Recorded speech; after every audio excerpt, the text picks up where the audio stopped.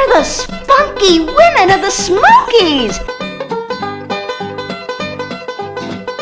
We're going to hear some history about some of the mountain women, those who sit around in their rocking chairs and rock away and do their quilting and their sewing and stringing their beans on the front porch, right? They did a lot more than just sit around on their rockers. Really? Oh, these were the spunky women of the Smokies. Okay. Spunky, and I want to tell you about one of them. And the best place to start, this is like, remember, a historian's mind, we want to start at the beginning. And nobody gets more spunky than Martha Jane Huskey Ogle. And the reason I say that, to pick up with your family, your 7 children, as a single mother, travel across these mountains, and to come into this territory in 1807 took a lot of spunk. Well, let's go back to the journey of Martha Jane Huskey Ogle and the how and why she even got here. And we have to take just a little bit of time, and I hate to admit this, but we do have to talk, just throw in a little bit about her husband every now and then, even though she was the spunkier of the two. Well, she was married to a man by the name of William Ogle. And the Ogles were of English descent, not Scots-Irish, like a lot of the other people settling in these mountains. But he was nicknamed Old Billy. And her husband loved to come from Edgefield, South Carolina. He would make the trek where they lived to come to the Smokies. You see, Martha Jane was part Cherokee. So as she would say, he was coming to my people. And he loved to hunt. He would trade with them, explore these mountains. And he would do this year after year. And when old Billy got here and he saw the beauty of these mountains, he saw, as he said, the clear, pure streams. There were the beautiful tall trees. There were the mountains. And he said the soil, the rich soil of these Smokies. And after several years of traveling here, he got an idea.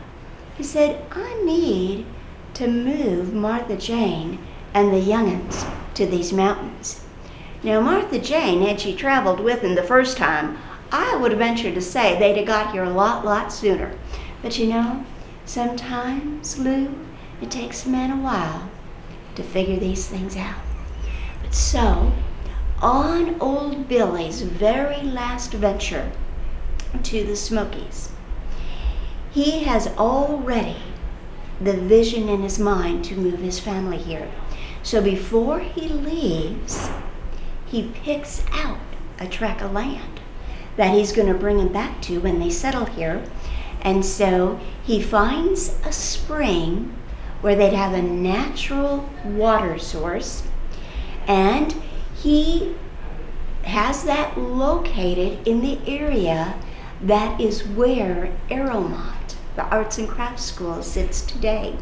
But he finds a large spring, and then he's thinking ahead, and he's thinking, you know, I need to have a cabin, but it won't be built, but I at least could have all the wood laid out, dried, and seasoned, so when me and the boys get here, I will use them to build a cabin.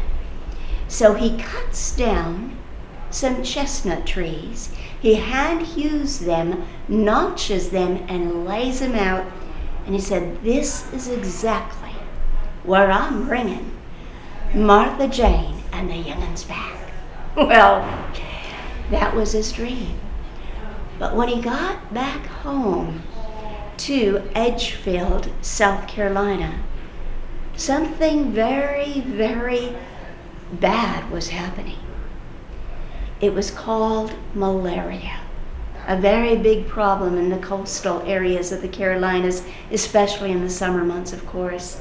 And while he was there, and he was actually working hard to plant a garden for him and his family, because they were planning on bringing those things with them when they make the trek back to the Smokies.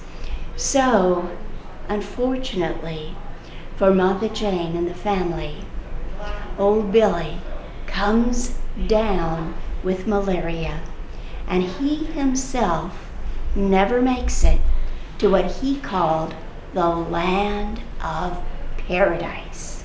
He compared it to the Garden of Eden in the Bible. So, once old Billy passes away, Martha Jane has to make a very, very important decision. Am I going to take the family and make the trek to the Smokies by myself, or will I continue to live in South Carolina? Well, this spunky woman, before there was ever such a thing as maps. Now think about her undertaking. Before there was such a thing as maps, she had not been here before. She decides, yep, I'm going to do it. I am going to finish the dream that Billy started. And I'm going to see that dream fulfilled. So what she does, and maybe part of it too, I have to say, it was spunk, but maybe a part of it was just being very, very practical. You know, women can be practical if we have to. And so she may have been wanting to escape the epidemic and the potential of another epidemic coming. And so she's got 5 boys and 2 girls. And she decides that they will uproot from South Carolina and make the trek to the Smokies. But her maiden name, Huskey, Martha Jane Huskey. Her brother, Peter Huskey, and his family live up in Virginia to the north of them. So, en route to the Smokies, she decides on the way we're going to visit Uncle Pete and his family, and while we're there, we might just convince them to make the trek with us the rest of the way to the Smokies. So that's exactly what Martha Jane Huskey and her children did. She brought along her brother Peter Huskey and his family. Now, this gets so exciting I might have to sit down and take a chair. What's going to happen then? Martha Jane, she comes into the Smokies, and the year is 1807, as best as we can tell from records back then. And this is what is so amazing. GPS, Google, had nothing on Martha Jane because she listened so intently, dreamed with her husband, her sons. They also, with their road skills, building skills, navigation skills, they knew, not having been here, but by intense listening and description, they knew exactly where the spring that their father and husband had talked about, and where he had laid out the chestnut logs to find them and to use them to build a cabin in 1807. A 1-room cabin for about 8 people. Well, that wasn't that uncommon back then. But folks, to me, what is so amazing, you have to think about this. It was built of American chestnut, a wood that became extinct in America in the 1930s due to the chestnut blight. Were they good builders? I'd have to say yes, because a cabin built in 1807 is still standing today in 2026 on the main street of Gatlinburg. It is the oldest structure in this area, and although it has been moved several times from its original location, it's about the fourth move where it is right now, but really it's just down the hill from where it originally was. And so I would say they were pretty good builders. But what I want you to also realize, when Martha Jane and her family came into these mountains, it was White Oak Flats. It was not Gatlinburg, would not be renamed Gatlinburg till about 1855, when Radford Gatlin arrived. So we call today Martha Jane the matriarch of the Smokies, with very, very good reason. Because Martha Jane and her family were the original permanent white settlers of what became Gatlinburg today.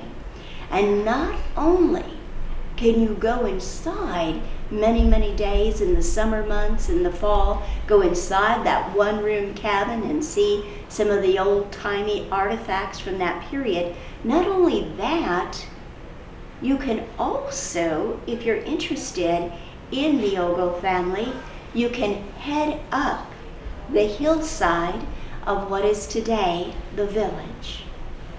And you can keep going up that hillside to the White Oak Flats Cemetery.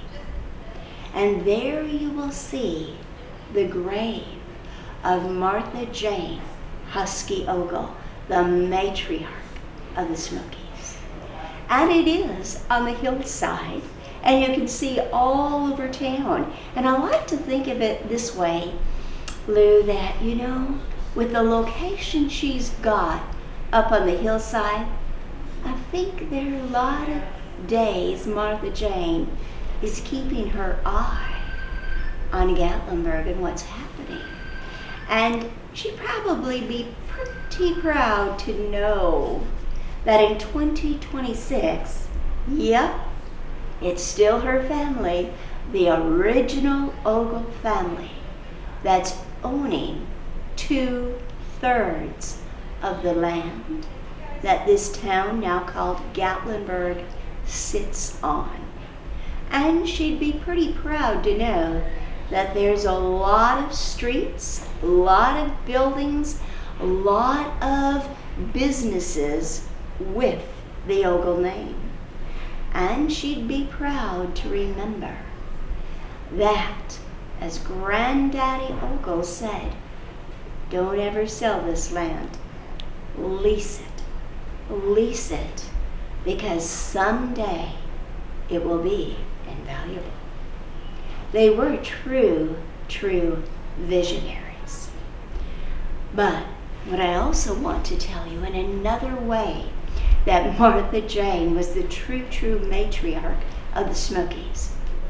The first year that she got here was 1807. By 1817, 10 years later, she would have 79 grandchildren. Wow, that also makes you want to sit down. See, they were doing a lot more than just knitting and stringing beads. Okay, so the second thing I want to tell you, up until 1955, if you were a native of Gatlinburg, do you know that 80% of the population up until 1955 could draw its ancestry back to the Ogle family? The third way that is so obvious today, that this lady was the matriarch of Gatlinburg. Her family, she had 5 boys and she had 2 daughters. The daughters, Mary Ann and Rebecca. Okay, so the Ogle brothers, the 5 brothers, they had, if you're in Gatlinburg today, and if you're at Baskin's Creek, which is basically in our town, it is a Light 6 today. If you go from Light 6, Baskin's Creek, over all the way to what is Mill Creek. Now it's the Twin Creek area, going up Roaring Fork in that area. All that land became her 5 sons' land. So it was basically the heart of Gatlinburg. And I think that's a good way to really describe the Ogles, because they were the heart of this community. Well, her brother is Peter Huskey. So what big land tract did Peter Huskey have? Ever heard of the Sugarlands? They settled primarily in that area, and then if you were to saunter out of Gatlinburg and go a few miles just to the north on the spur, there is an area called Banner and Beach Branch. That is the second area that the Huskey family settled in. Then you take the 2 daughters. You have Rebecca. Her very first husband was James McCarter. They had been married several years and then he died. So if you've ever heard of Cartertown, just out 2-3 miles to the east of Gatlinburg, that Cartertown was where Rebecca Ann and her first husband settled. Okay? And then the other daughter was Mary Ann.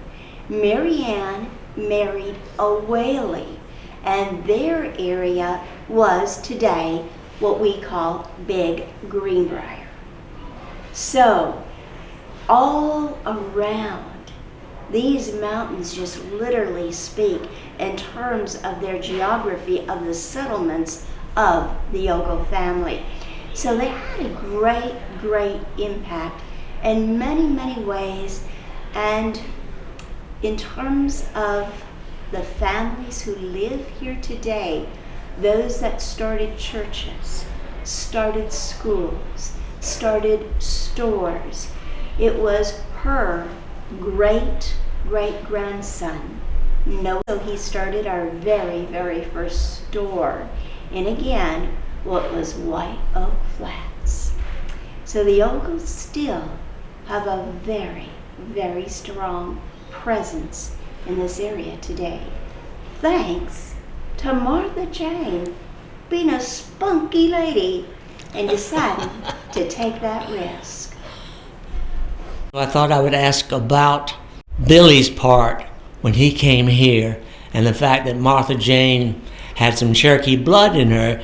Did that help him? Yes, absolutely. It had a very strong influence, because at the time when he was making visits, it was the late 1700s, and this immediate area was Cherokee hunting grounds. And so many times when he would travel here and he was coming to hunt, he would also trade with them. And it was the Cherokee who really were the ones who helped, in a sense, scout out the area for him and explore it. He probably would not have just on his own found a flat piece of land or maybe this particular spring and so forth. So they did look favorably upon old Billy because of his wife being part Cherokee. So that did have a good influence that put him in some good standing. So he used those spunky connections. And I also wondered about the cabin. You mentioned it had been moved several times, and since I've lived here, I've seen it in 2 different places. Where can you sort of pinpoint somebody who were on the Pi Beta Phi grounds about where the locations were that you know about? Yes. And the reason I can feel quite confident in giving a definitive location, I had done a walking tour in Gatlinburg for about 3-4 years.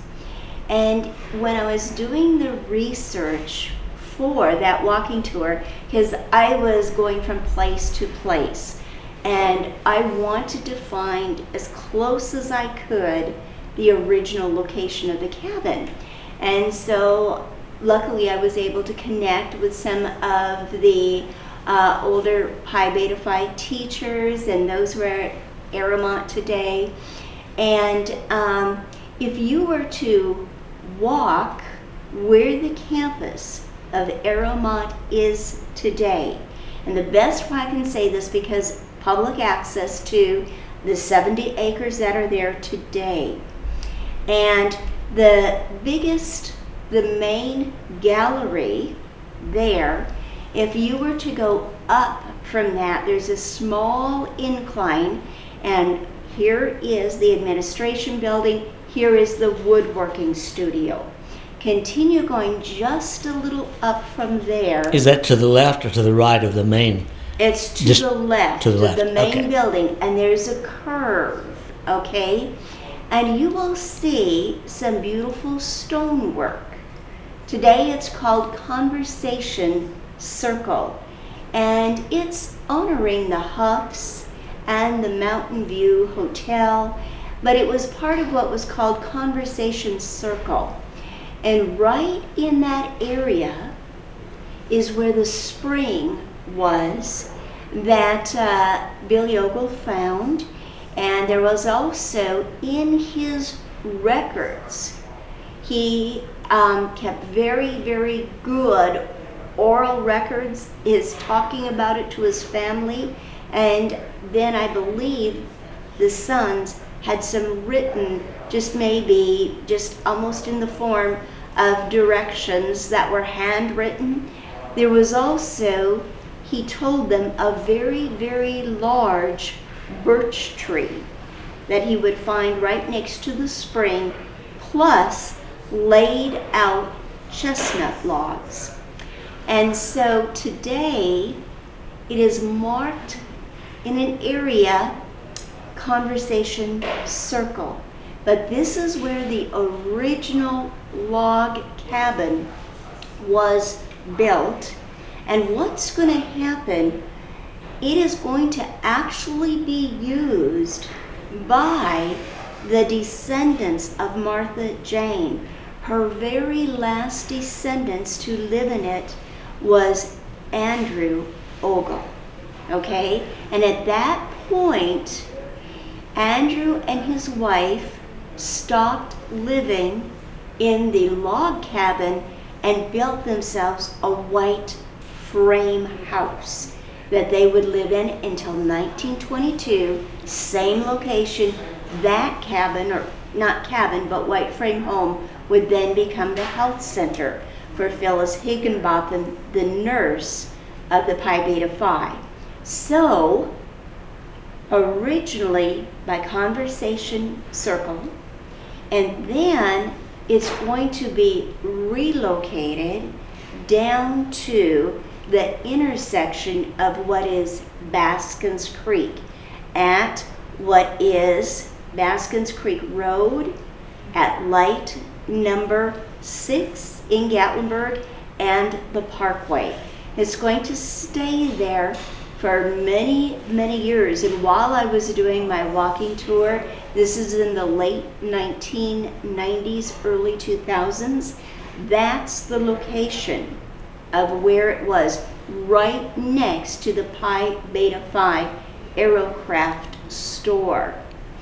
And then the last location that I'm aware of where it sits today, very close in the bend of the road as you're going at light number 3, taking 321, the East Parkway, where it intersects with the main parkway and that big parking arcade.